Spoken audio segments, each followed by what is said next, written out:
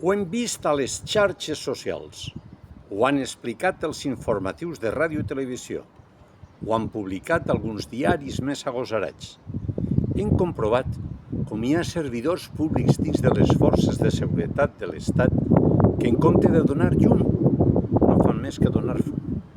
Però el pitjor del cas és que, al meu entendre, hi ha massa funcionaris integristes dins d'aquestos cossos que han de procurar fer complir les lleis i complir-les ells també. Fa vora 50 anys que va faltar el dictador i durant aquest temps no s'ha fet cap mena de depuració dins del funcionariat estatal de cap manera.